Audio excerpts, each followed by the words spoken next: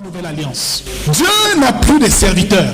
Dieu a dorénavant des enfants et des fils. Romains 8, 14, nous avons dit que c'est ceux qui sont conduits par l'Esprit de Dieu qui sont fils de Dieu.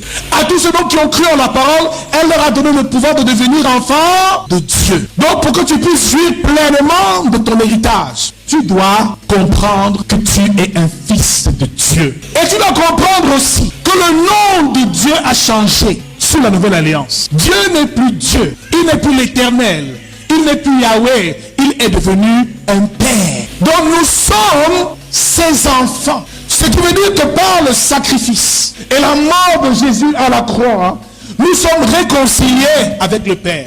La Bible déclare que Jésus sur la croix a dit tout est accompli. Et lorsqu'il a dit, bien aimé, le voile du temple s'est déchiré. Ce qui veut dire que nous avons tous accès au sanctuaire par le sang de Jésus.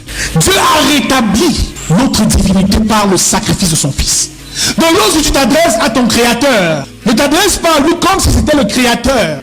Ne mets pas de distance, ne mets pas de barrière, mais prends conscience que tu parles à ton Père. Romains 8, verset 17. Or, si nous sommes enfants, nous sommes aussi héritiers de Dieu et co-héritiers de Christ. Romains 8, verset 29. Car ceux qu'il a connus d'avance, il les a aussi prédestinés à être semblables à l'image de son Fils, afin que son Fils fût le premier-né d'entre plusieurs frères. Donc Jésus-Christ est notre frère aîné.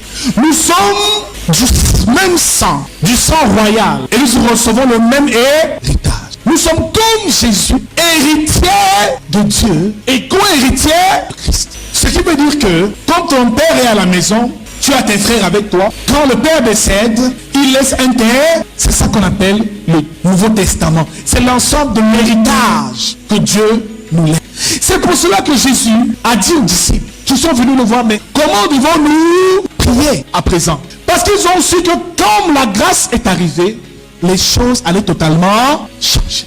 Ils avaient le livre de la loi qui était là, la Torah qu'ils lisaient. Puis Jésus leur a dit, dites notre Père qui est, tout commence par l'adoration de notre Père, de ton Père. Réalise que Dieu n'est plus Dieu, c'est un Père à présent. Ne prie plus Dieu ou l'Éternel, mais demande au Père. On ne prie pas un Père, on demande au Père. Aussi méchant que vous êtes, il le dit. Vous savez que même donner de bonnes choses à vos enfants, à plus forte raison, votre Père qui est dans le ciel donnera des bonnes choses à ceux qui lui demandent.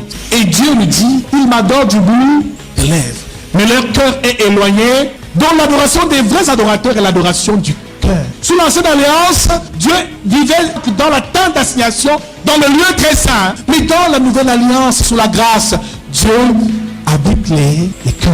L'adoration du Père est l'adoration du cœur. La manifestation de ton amour envers lui. Donc il y a une dimension de prière ou d'adoration qui se fait en esprit. Pour atteindre la dimension de l'esprit, le cœur doit intervenir.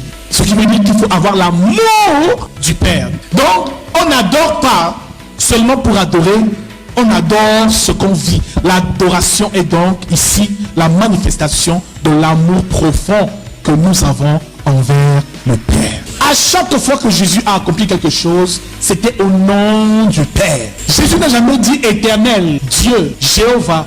Il a dit Père, car la clé pour recevoir de Dieu à présent passe par la paternité, la relation familiale et paternelle que l'on entretient avec lui. Considère-le comme le Père qui t'a mis au monde. Parle à ton Père. Confie-toi à lui. Parle-lui de ta journée. Dis-lui le rapport de tes craintes. Dis-lui voici mes problèmes. Bien-aimé, ne parle pas au Père comme s'il était distant de toi. Alors cette distance était créée par le péché. Ésaïe nous fait comprendre encore que ce sont nos crimes et nos péchés qui mettent une distance entre lui et nous. Mais par le sang, nous sommes à présent réconciliés. Frère, maintenant c'est à un Père qu'il faut parler. Dis mon Père.